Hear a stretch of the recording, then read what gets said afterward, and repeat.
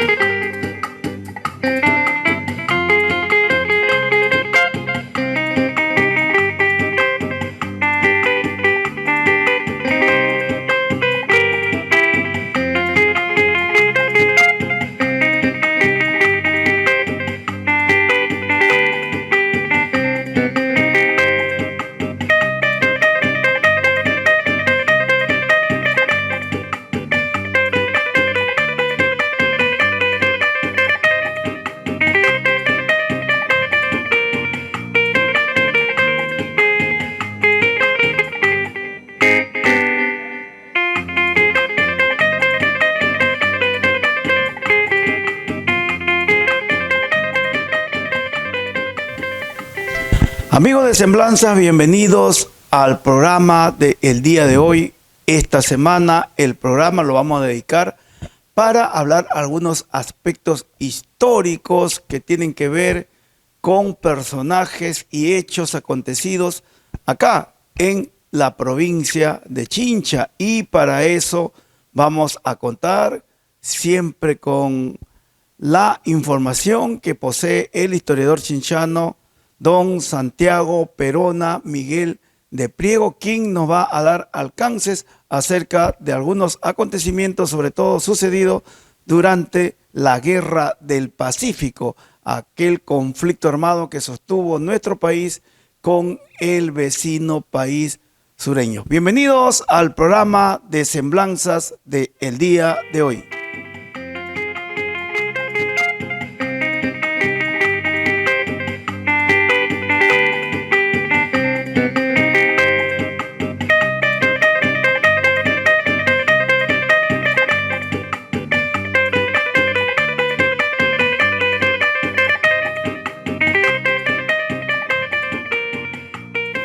Iniciamos el programa de Semblanzas de hoy viernes y hoy vamos a hablar de historia. Chincha posee un rico historial, existen personajes a veces que conocemos, sucesos que se dieron en épocas pasadas y que muchas veces tampoco tenemos esa información, y nosotros aprovechamos el día de hoy la presencia de don Santiago Perona Miguel de Priego. Precisamente lo estamos visitando acá en su centro de labores, en el Museo Regional de la provincia de Chincha. Don Santiago, bienvenido a Semblanzas. Muchas gracias, Luis, para servirte.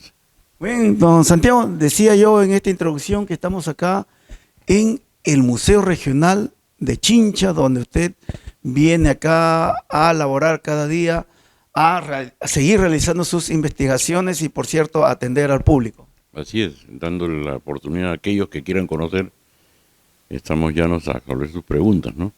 Precisamente en este ambiente que es para mí muy histórico, nos permite difundir parte de la historia de Chincha y parte de la historia de personajes que han vivido acá, ¿no? Que han dejado huella en Chincha. Y eso es lo que ustedes rescatan.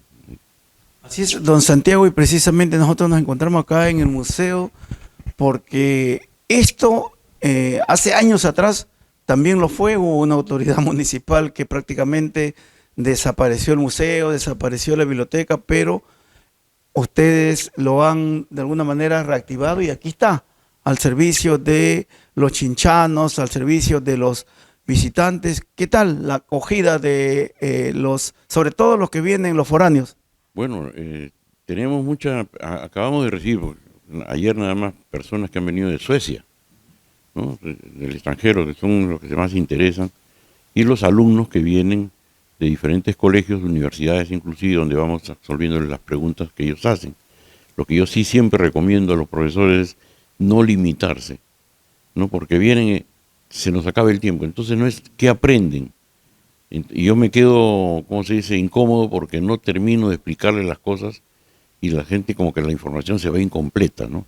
Es como yo les digo, aquí sembramos una semillita y ahora el conocimiento ese hay que regarlo y dejarlo que ellos también busquen información, que no se queden solamente con lo que uno les dice, sino que investiguen por su cuenta. ¿Qué vestigios, qué reliquias puede encontrar el visitante específicamente de la cultura chincha acá en el museo? Bueno, en la cultura chincha tenemos dos vitrinas, ¿no?, que están al frente precisamente, donde se ha plasmado inclusive carteles informativos sobre lo que significa o lo que ha significado el señorío chincha. A ver, haga usted una recapitulación del reino chincha. En el señorío chincha tenemos algo muy importante y que siempre se lo digo a los visitantes. El reino chincha fue una de las sociedades más organizadas que encontraron los incas acá. Y cuando ellos vienen acá no implantan a la fuerza, sino lo que implantan es la reciprocidad. Yo te doy, tú me das. Y cuando con el paso del tiempo llegamos hasta 1532, un 16 de noviembre, donde es capturado Atahualpa, entran dos personajes a la Plaza de Armas en litera, mientras otros iban a pie sin zapatos. El que iba atrás, en una litera lujosamente ataviado, tanto así como sus soldados, era el señor de Chincha, lo que llevó a confusión a los españoles y lo matan, pensando que era Atahualpa, ¿no? Y después de interrogado a Atahualpa, ¿quién era? Mi gran amigo, el señor de Chincha. Eso demuestra el gran valor que tenía el pueblo de Chincha, sus autoridades y don Santiago, y esto no es que de repente algún historiador chinchano se le ocurrió decir para destacar lo valioso del reino chincha, sino que están en las propias crónicas españolas. Exactamente, eso está registrado.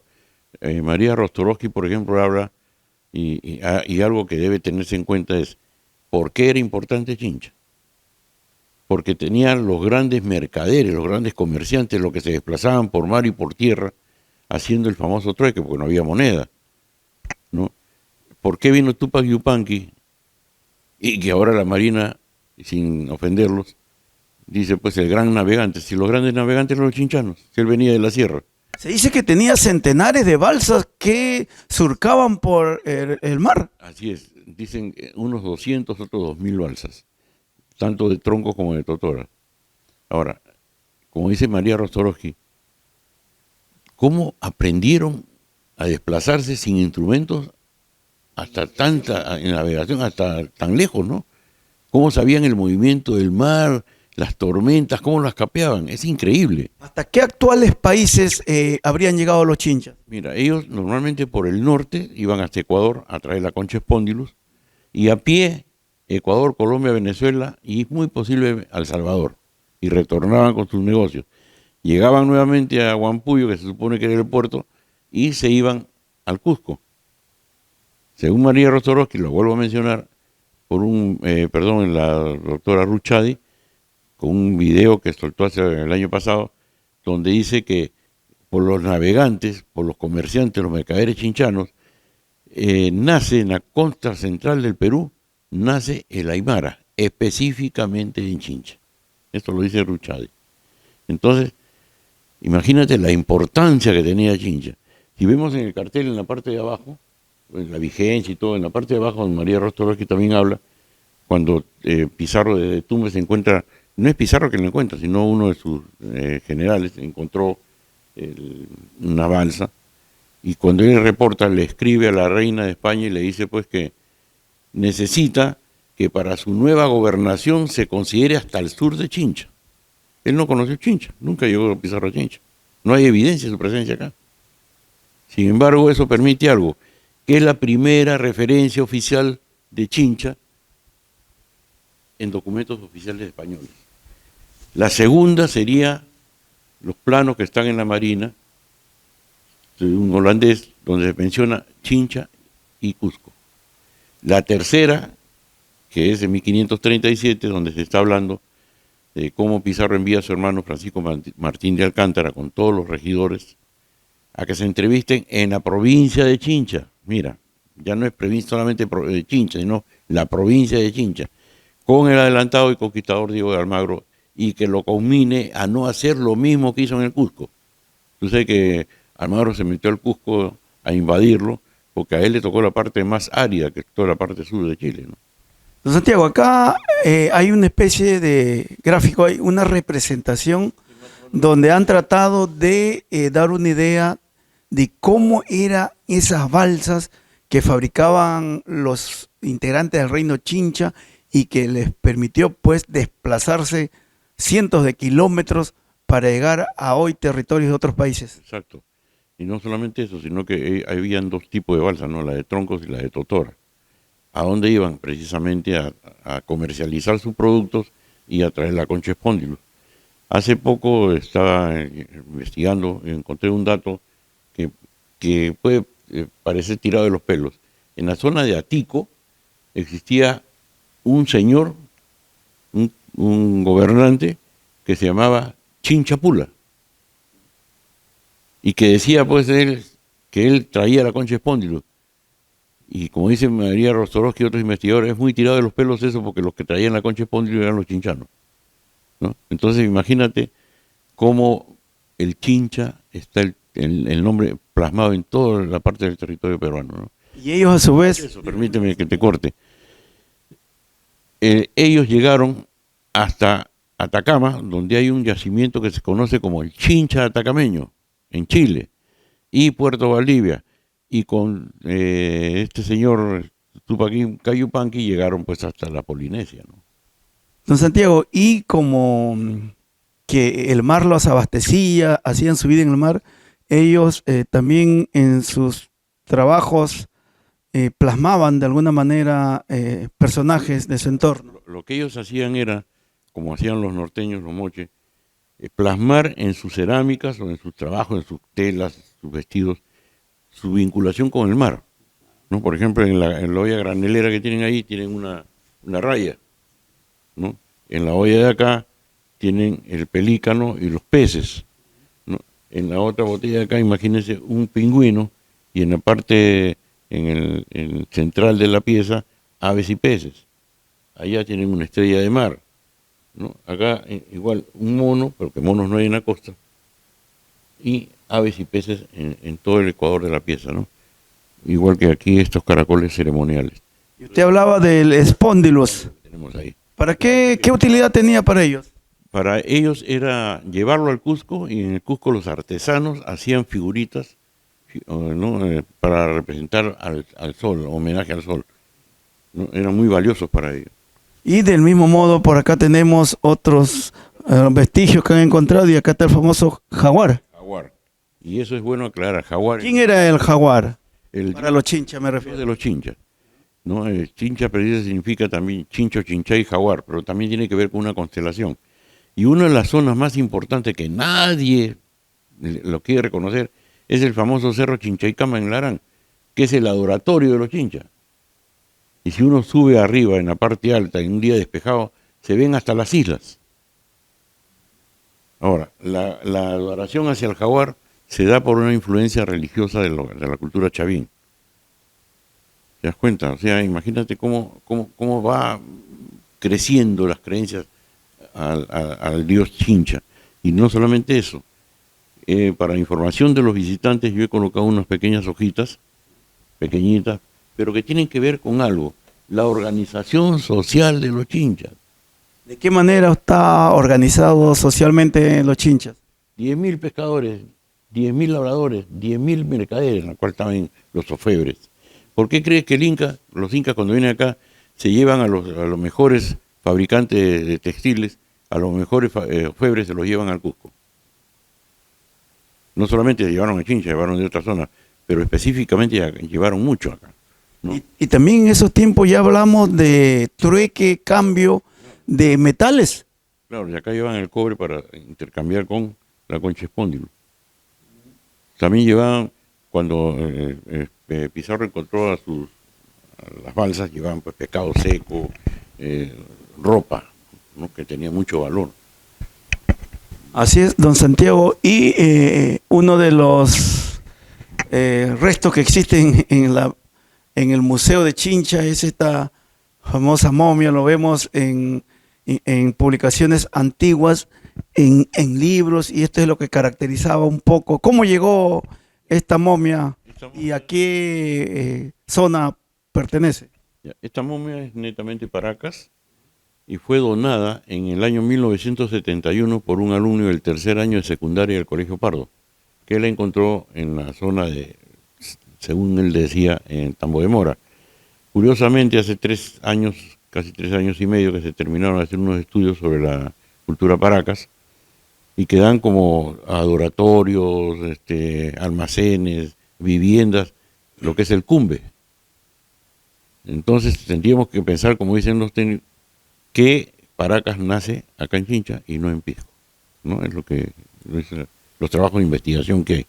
Y esta momia Paracas, por supuesto, está bien conservada, a pesar que no debieron echarle barniz, ¿no? Que era para preservar las picaduras, pero tiene todos sus órganos, está completa, está bien conservada. Bien, don Santiago, entonces el Museo Regional de Chincha espera a los visitantes, pero también de otros lugares, pero también a los pobladores chinchanos para que comiencen a conocer desde la cultura del pueblo donde ellos nacieron o están, para de esta manera ir pues profundizando el amor por esta tierra Chincha, cuna de campeones. ¿En qué días y horarios atiende el Museo Regional y dónde está ubicado? Bueno, el museo está ubicado en la calle Santo Domingo 185, primera cuadra, al costado de la iglesia. Atendemos de lunes a viernes, de 8 de la mañana hasta las 3:30 de la tarde, y los sábados particularmente yo vengo acá a partir de las 9:30 hasta la 1.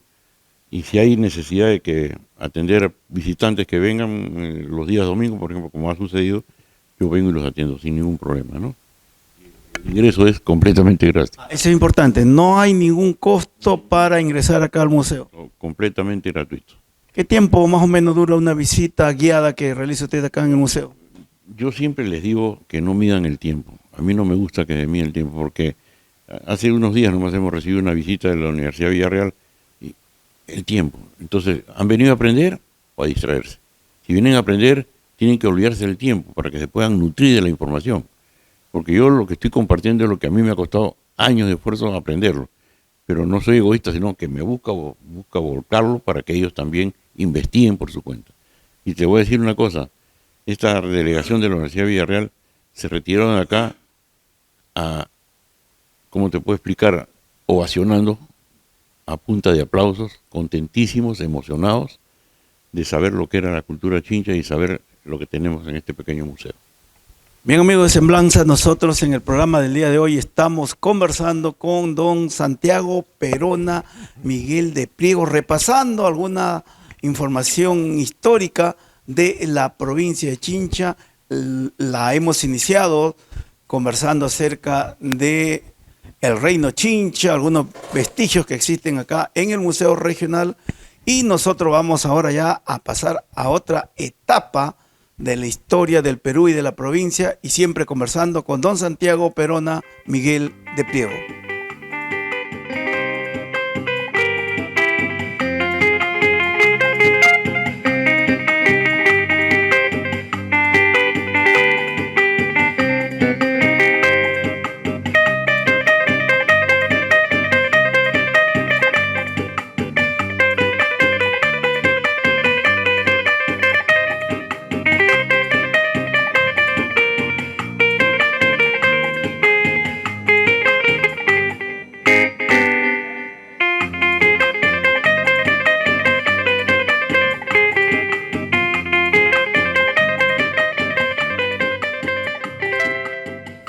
Amigos de Semblanzas, uno de los acontecimientos más luctuosos en la historia del Perú fue la guerra con Chile, denominada la Guerra del Pacífico, porque se desarrolló en su primera fase precisamente en el Océano Pacífico, porque la campaña marítima dio inicio a la Guerra del Pacífico.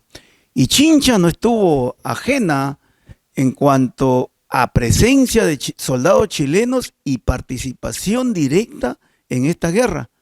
Los chilenos estuvieron acá cuando decidieron, ya habían derrotado en la campaña marítima y terrestre en el sur a los peruanos. Su objetivo fue la capital, la toma de Lima.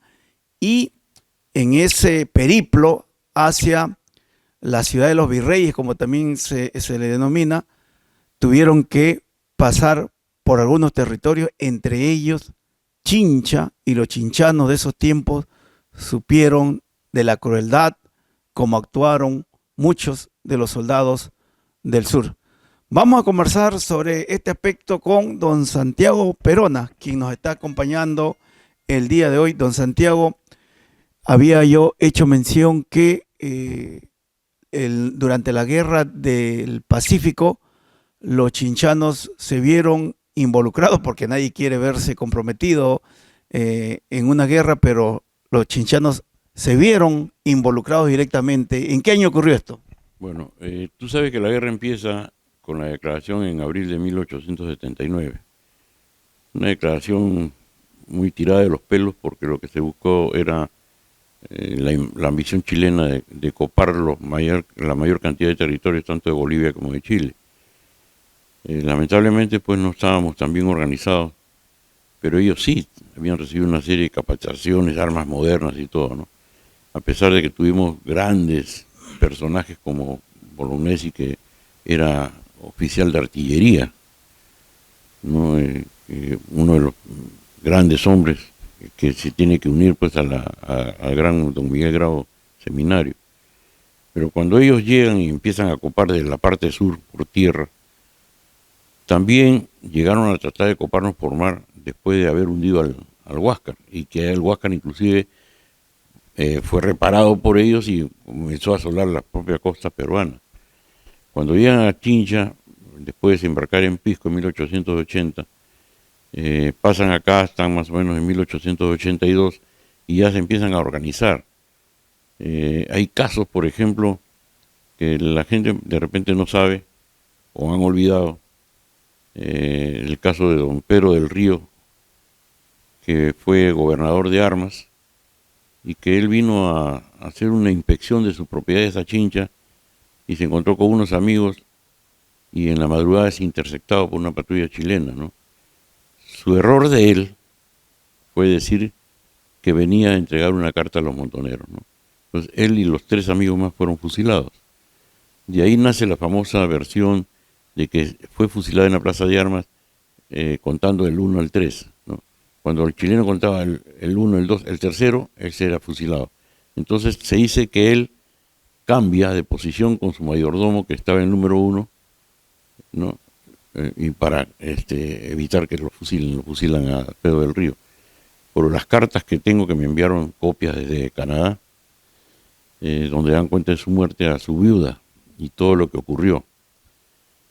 Después tenemos la gente, cómo se organizó los campesinos, cómo se organizaban y formaron parte de los montoneros. No había las armas que tenían los chilenos, entonces iban quitándole a los que iban matando y se iban integrando, ¿no? Tenemos otro personaje, porque como es muy largo de explicar, por ejemplo, al famoso Picuy, ¿no?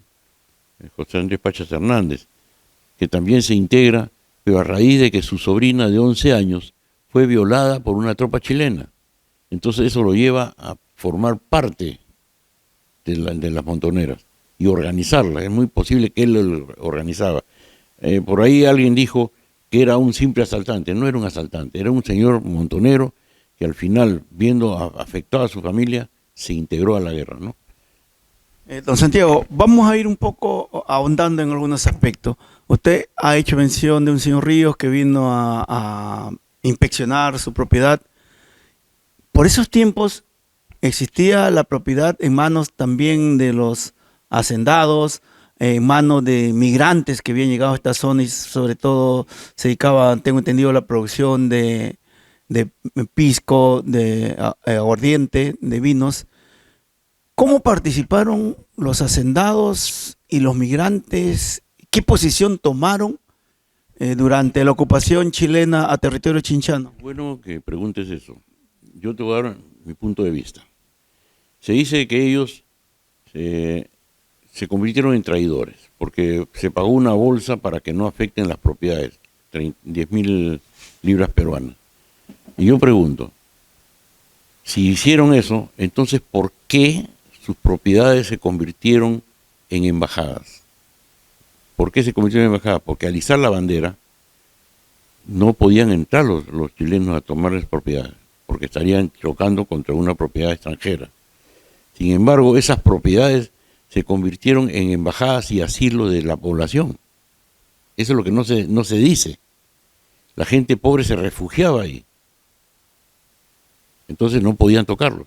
Y una prueba de eso se da, por ejemplo, en el caso de don Pedro Novaro, que tenía la bodega Llano Marina, ¿no? Él todos los domingos hacía un almuerzo para toda la población. Y al frente, donde estaba la sequía, ahora es una casa grande ahí, las tropas chilenas en caballería observaban cómo comían. Se dice que don Pedro Novaro invitó a la tropa y los envenenó a toditos, hasta los caballos. Pero ¿por qué lo hizo? Porque adentro era su embajada, era su territorio y estaba la población chinchana escondida ahí. Aunque hay quienes también señalan que quizás le daban posada a cambio de sus títulos, de sus propiedades, de su terreno, y que luego ellos se quedaron como dueños de los terrenos que poseían los naturales de acá de Chincha. Lo que pasa es que después de la guerra empezaron algunos a ser prestamistas, no voy a mencionar apellidos porque son gente conocida, pero entonces si te prestaban 10 pesos o 10 soles o 10 incas de repente la moneda del momento, o 10 libras esterlinas, le agregaban un cero más y tenías que devolverle en lo que tú habías producido, en el aguardiente o pisco o bien el vino. Pero como iba subiendo, al final te quedaban con la propiedad, ¿no? También hay quienes señalan que cuando los chilenos estaban lejos de este territorio, los hacendados, los migrantes que se habían sentado acá en este suelo, apoyaban a los nacionales porque estaban distantes, pero luego cuando ya invadieron, se aliaron a los invasores. No se aliaron. Lo que pasa es que al final tuvieron que, como los montoneros atacaban, inclusive atacaron la ciudad y le incendiaron Chincha, tuvieron que defenderse porque decían que eran asaltantes, eran ladrones, ¿no? Tan es así que al mismo Picuy lo dicen que era un ladrón y un asaltante. Tuvieron que defenderse y crearon la Guardia Rural Urbana, y esto lo integraron pues la mayor parte de los italianos, ¿no? Usted hace mención a los montoneros, los naturales de acá de Chincha, de Sunampe, Grosio Prado, participaron de diversas formas en la defensa del territorio. Por ejemplo, como usted señala, civiles que se organizaron, no tenían preparación militar, no tenían armamento, no tenían el uniforme, pero formaron este grupo que finalmente se llamaron los montoneros. ¿Es eso a lo que usted se refiere? Claro, y justamente los montoneros viene también de una palabra que decía que atacaban de montón, en grupo. Los italianos le decían guerrilleros, ¿no? Entonces, los grandes montoneros que se formaron acá llegaron a causarle grandes bajas a los chilenos. Tan es así que pidieron refuerzos y en una oportunidad los encontraron descansando y los atacaron. Y estos montoneros se fueron y se refugiaron en la hacienda de Arán. San Antonio de Larán. Que sí que era un español el dueño. Entonces atacaron ahí y quemaron la iglesia con los montoneros adentro. Don Santiago, por esta época, más o menos también por 1882, Chincha vivía convulsionada porque habían representantes políticos militares, si cabe la expresión, de dos bandos que defendían a presidentes distintos, y eso de alguna manera creó una especie de guerra civil acá en la Chincha de 1882. Y es cierto, porque precisamente mandaron pues a jefes políticos militares, uno al coronel Mas y al otro a Villavicencio, y se enfrentaban por el poder, ¿no? Los de Ica querían pues que entregaran las armas, dejaran la ciudad, qué sé yo. Y por supuesto que hubo enfrentamientos a cañonazo limpio, a balazo limpio, ¿no? En efecto, y en eso tuvieron participación directa también los chinchanos. Y hablando de conflictos, como que Chincha había llegado un poco debilitado a esta época de la invasión chilena, porque recordemos que en plena guerra del Pacífico, el 24 de diciembre de 1879, se produce una sublevación de campesinos negros. Claro, empezaron pues por toda la zona de los hacendados Larán, San José, San Regis, y nadie no se hubieran enterado si no es por un señor, Roy, que escapó en lomo de bula a informar que venían los negros, ¿no? Entonces toda la gente tomó posición en las casas que antes eran de quincha, de adobe, y pudieron repeler el ataque. Muchos de estos sublevados corrieron a esconderse en los grandes cañaverales. Se dice que inclusive prendieron fuego a los cañaverales para acabar con ellos, ¿no? ¿Y por qué se da esta sublevación de los campesinos negros? Sabemos, estamos hablando de una época en que todavía existía una especie de esclavitud de los provenientes del continente africano, pero ¿cómo es que una especie de esclavos llegan a sublevarse contra sus patrones? ¿Cuál fue la gota que colmó el vaso de agua? Bueno, se dice que, por ejemplo, los señores, los terratenientes, en lugar de comprar, por ejemplo, víveres, qué sé yo, para mejorar la calidad de vida de esta gente, y buscar que defenderse del enemigo, compraban jerga, ropa, esas cosas, y los mandaban a pelear. Tú tenías que pelear por mí, que yo defendía, por decirte, al chileno, ¿no? Y no defendías a la patria. O sea, había muchos conflictos, muchos intereses. Al final, desapareció así como empezó esa sublevación, ¿no? Y hay que recordar algo, que la famosa libertad que se dio a los negros no fue una libertad como corresponde, fue una libertad comprada por el mismo gobierno, ¿no? Esa parte es importante también, amigos de Semblanza. Estamos dialogando con el historiador Santiago Perona Miguel de Priego, algunos aspectos históricos que tienen que ver con la provincia de Chincha. Y don Santiago, usted está haciendo mención a la famosa, decían que la esclavitud había acabado, pero en realidad, como muchas veces ha ocurrido históricamente, se toman decisiones desde el gobierno central, pero que en el fondo benefician a las personas de poder, porque cuando hablamos de que se había abolido la esclavitud, en realidad no fue tanto así, porque el gobierno tuvo que desembolsar muy buena cantidad de dinero porque esos negros eran comprados. Exacto, algo de 300 pesos por cada uno, pero a mano de quién iban, del hacendado. Y tú eres testigo de esa famosa carta que tengo en mi poder, donde se negocia la libertad de una negra, ¿te acuerdas? En 1834, antes que dieran Castilla la libertad a los negros, y donde termina un proceso judicial, donde el señor Ormeño le dice a Nicanor de la Colina: usted no tiene por qué meterse con mis esclavos, yo soy dueño de ellos, yo sé lo que hago con ellos, ¿no? Es un proceso judicial que menos mal que quedan algunas hojitas del proceso, y la carta ya se está borrando también por los años, ¿no? Pero eso demuestra que eran mercadería, no eran seres humanos, no puede ser, es injusto, ¿no? Se dice que en esos tiempos un caballo del hacendado costaba o tenía un valor superior a... Al ser humano, así es muy cierto.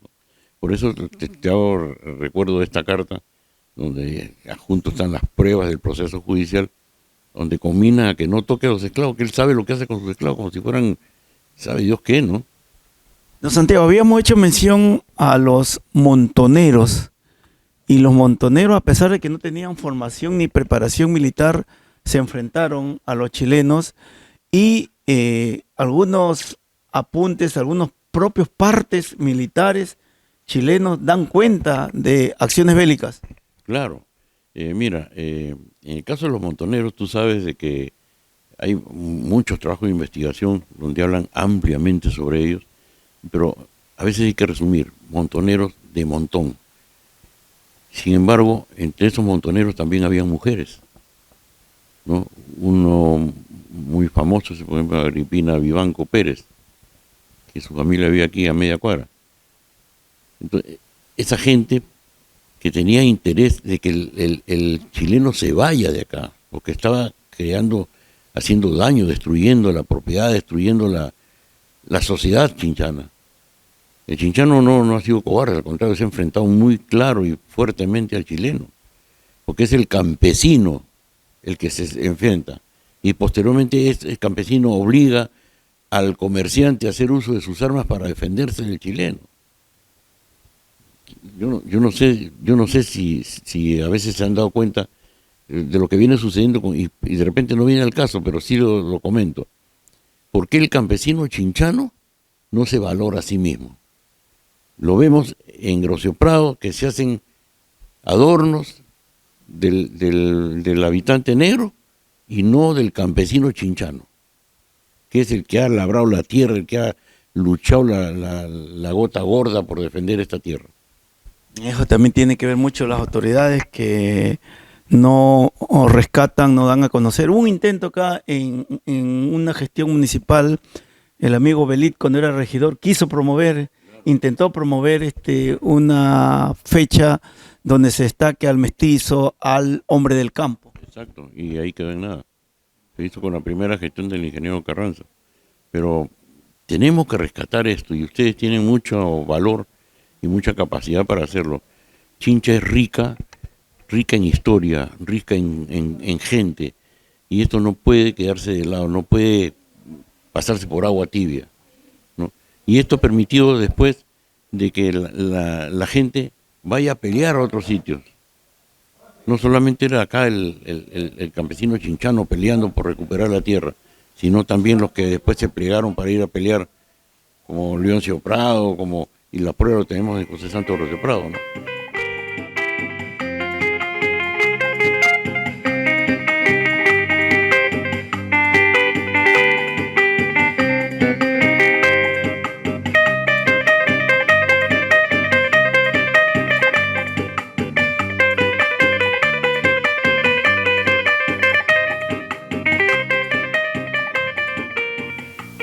En este diálogo que estamos sosteniendo con don Santiago Perona Miguel de Priego, historiador chinchano, estamos haciendo referencia a personajes, sucesos de la Guerra del Pacífico. Y don Santiago, nosotros habíamos mencionado a los montoneros y hay personajes que participaron en estos sucesos bélicos, pero solo se resalta, por ejemplo, a José Andrés Pachas Hernández. Bueno, sus familiares se han encargado de darlo a conocer, pero hubieron otros personajes, tanto en Sunampe como en Grocio Prado, que lideraron, encabezaron la lucha contra la invasión territorial chilena.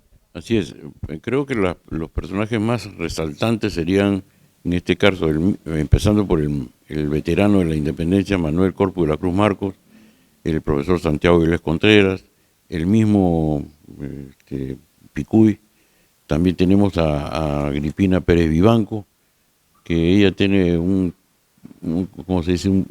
episodio de su vida cuando ella ingresa al mando de 40 jinetes hasta la subprefectura y lo sacó a puñetazos limpios al subprefecto y le dijo: o peleas contra los chilenos o mañana yo te mato. Lo que sabemos es que al día siguiente desapareció el subprefecto de Chincha, ¿no? Bueno, y así como hay muchos, inclusive yo sigo encontrando datos de personajes que han sido muertos por fusilamiento en la Plaza de Armas, en Castillo, por ejemplo, ¿no? Y que nadie se ocupa de rescatar eso, ninguna autoridad le interesa, no sé por qué. ¿Y por qué se vieron directamente involucrados sunampinos y grociopradinos? Claro que hablamos de otros tiempos, hablamos territorialmente de esa época, porque Sunampe adquiere la categoría de distrito en 1944. Es porque los chilenos habían desembarcado en Pisco y avanzaron por acá, por Tambo de Mora, que es el límite con Sunampe y cercanía también el centro, en este caso del distrito. Claro, por eso es que al desembarcar por Sunampe, inclusive los montoneros que hacen, atacar a las tropas chilenas, les causa muchas bajas, pero la intención era precisamente recuperar el armamento que no teníamos. Porque, ¿te imaginas pelear con ondas, con lanzas, contra un fusil moderno como tenían los chilenos?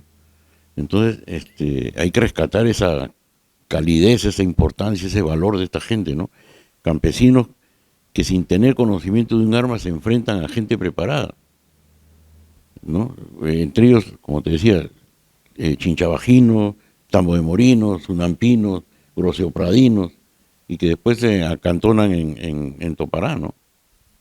Y Sunampe se cuenta que fue testigo de la bestialidad con que actuaban los chilenos, porque aparte de abusar de las mujeres, hasta tomaron la parroquia de la zona como su potrero. Así es, precisamente convirtieron en un potrero que hizo que don Santiago Avilés Contreras le reclamara airadamente que era una burla, una ofensa a Dios, y los chilenos lo cogieron y lo llevaron hasta la puerta de su casa y lo fusilaron, en venganza, ¿no? Ya habían fusilado a otros en Condorillo, en varios sitios, ¿no? Entonces ellos no creían en mentes y sencillamente había que matar y matar al peruano a como dé lugar, ¿no? Como Sunampe era el foco de la resistencia, donde se originaba el que le salgan al frente a los chilenos, se dieron por los alrededores algunos enfrentamientos y eso causó la ira de los invasores que incendiaron parte del pueblo. Claro, por eso que yo en varias oportunidades que he tenido la suerte de que me inviten a Sunampe, yo le he dicho pues que Sunampe es la ciudad heroica, ¿no? No solamente murieron sus pobladores, sus campesinos, sino que fue incendiada la población. Y usted había hecho mención a Manuel Corpus de la Cruz. Él ya tenía experiencia militar.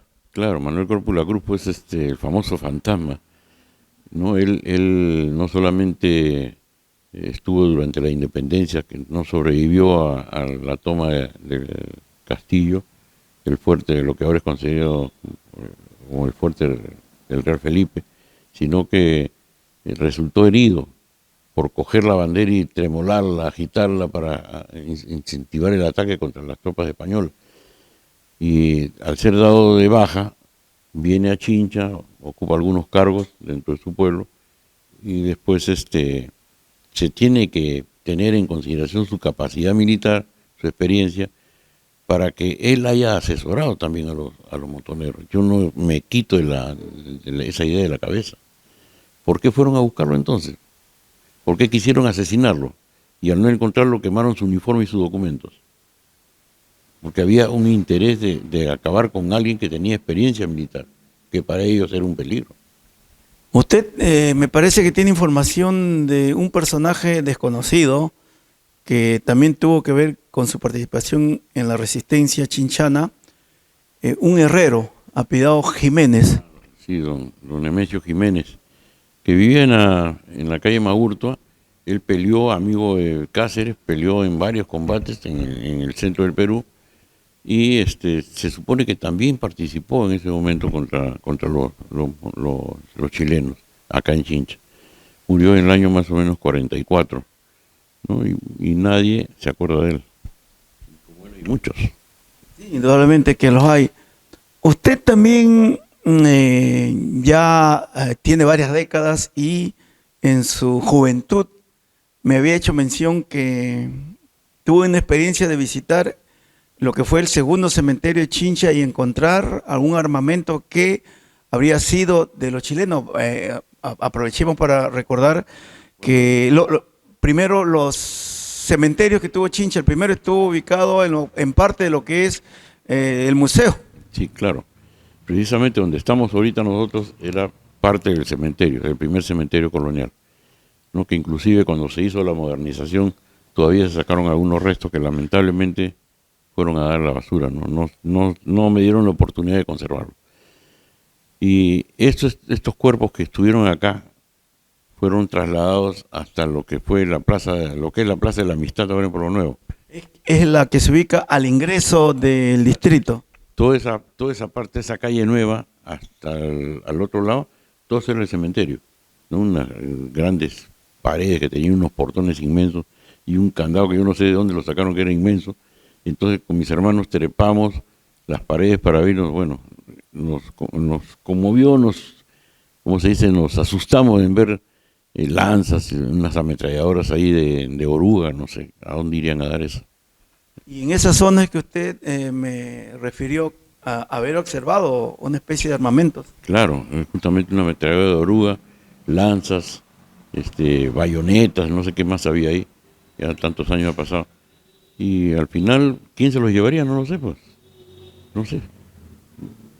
Tuvieron que romper las puertas, los candados, ¿qué hicieron? Cuando tumbaron ese cementerio, salieron a la luz donde está precisamente el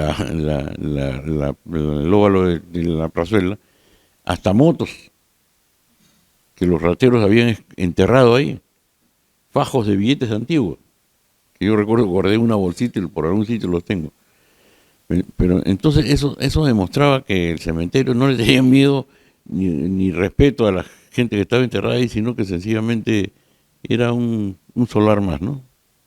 Y ya que hizo mención de cementerio, entonces el actual cementerio que se ubica en los límites de Chincha Alta y Pueblo Nuevo vendría a ser el tercer cementerio. El cementerio que ya está quedando chico también. Ya no, chico, en efecto. Don Santiago, hubo un presidente que tuvo un hijo y que tiene acá una efigie, tiene una plazuela, José Santo Grosio Prado. Claro, don Manuel Ignacio Prado Ochoa, guanuqueño. Lo curioso de él es que cuando él era jefe político militar en el centro, vino acá a Chincha y ahí se supone que conoció a la mamá de Grosio Prado, ¿no? A Casilda Lunares Neira. No Linares, por si acaso, porque hay mucha gente que está confundiendo eso. Nació José Santo Grosio Prado, fue a estudiar con los mejores colegios, estuvo con su hermano Justo y con el otro Leoncio, estudiaron en el Guadalupe y después fueron a estudiar medicina a Estados Unidos, a Richmond, y participaron pues los tres prácticamente, y posiblemente Manuel Bonilla también, en la lucha por la causa de la independencia de Cuba. Se dice que el nombre de José Santo Grosio Prado está en un lugar público de Cuba. En la Plaza de la Independencia, se dice, hay un monumento. Lamentablemente yo tenía una clínica, sacó una publicación y se me extravió. Y ahí figura José Santo Grosio Prado, Leoncio Prado y Justo.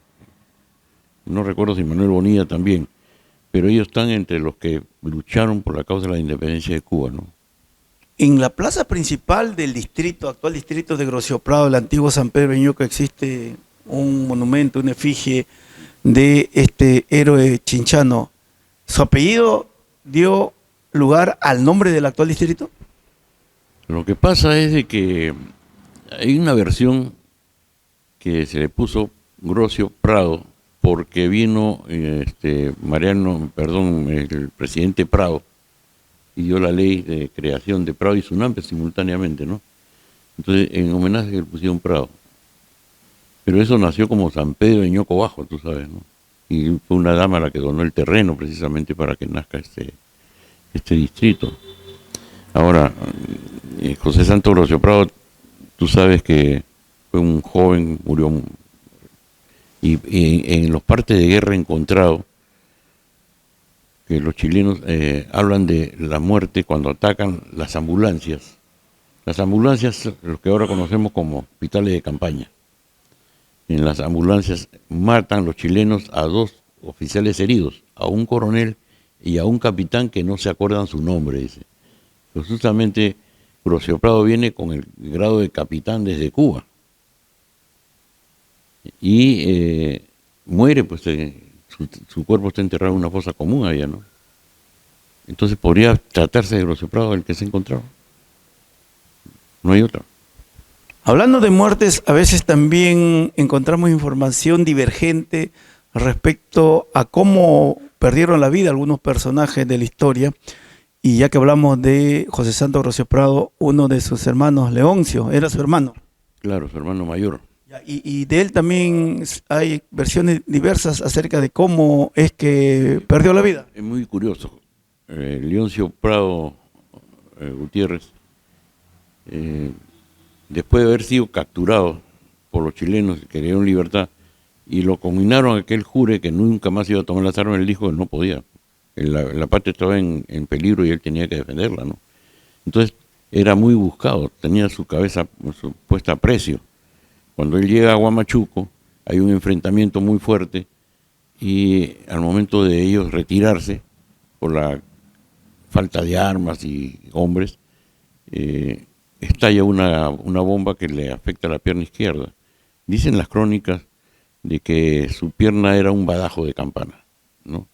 Bañado en sangre. Y hay algunas pinturas, debes haber visto que está él en el caballo y la pierna manchada en sangre, ¿no? El caballo, el muro que él tenía se para, no tuvo nada. y él sigue hasta las alturas de Huamachuco, donde se encuentra con Andrés Avelino Cáceres, y le dice: mi general, soy el coronel Leoncio Prado, a sus órdenes, vaya a curarse y después me alcanza, le dice, ¿no? Porque él se va al centro. Entonces él se esconde en una estancia donde lamentablemente, estando herido, el día 15 entra un soldado chileno y le dispara directamente en la cara. Este asesinato de un hombre indefenso permitió que el Patricio Lynch maquine toda esta historia que nos han enseñado en los colegios. ¿Cuál es esa? Que él se confiesa, está echado en su cama, se confiesa y ordena al pelotón de fusilamiento su muerte. Eso es mentira. Y el mismo Ministerio de Guerra en 1983 ha hecho esta publicación, pequeñita, pero la hace. Lo que pienso yo es que debe contarse la verdad. Lynch maquinó esto avergonzado por el crimen que se había cometido, al asesinar al hijo de un presidente, asesinar. Y también se hace referencia, que estamos hablando de la Guerra del Pacífico, de muertes. Alfonso Ugarte, algunos lo consignan como un héroe, un gran héroe que defendió el símbolo patrio. Otros, desde Chile quizás se dice que fue un cobarde que prefirió arrojarse al mar. ¿Hay alguna información, algún parte militar, algo consignado respecto a una versión de esto? En uno de los partes de guerra chilenos, que está acá en esto, todo esto es una obra de Vicuña Mackenna en 1886. Ahí habla de que cuando él, cumpliendo órdenes de Bolognesi de reunir a la gente, lo encuentran escondido, dicen los chilenos, en una cocina y lo acribillan a balazos, ¿no? Pero eso desmiente, la versión peruana lo desmiente a los chilenos, porque él estaba muy herido y sí, coge la bandera y se lanza. Y cuando él cae, su cuerpo queda destrozado. Cuando se abre la tumba en presencia de su señora madre, solamente se le puede identificar por las medias que tenía bordadas sus iniciales, A.U., Alfonso Ugarte. Entonces, si hubiera sido acribillado a balazos, el cuerpo no estaría destruido, pues. Todo completamente deshecho. Y ese es el impacto que cayó sobre las rocas, ¿no? Y en la batalla de Arica también se ha dado más de una versión acerca de la muerte del coronel Francisco Bolognesi. De este señor, el héroe máximo del ejército peruano, después de recibir la famosa visita de Juan de la Cruz Salvo, el día 5 de junio, el 6 se empiezan los preparativos, pero él reunió a la gente. Y reunió a la gente y les dijo, pues, no, yo tengo deberes que cumplir con mi patria, le dice a Salvo, pero esta es mi decisión, tengo que consultar con mis jefes. Reunieron los jefes, estaba Moore,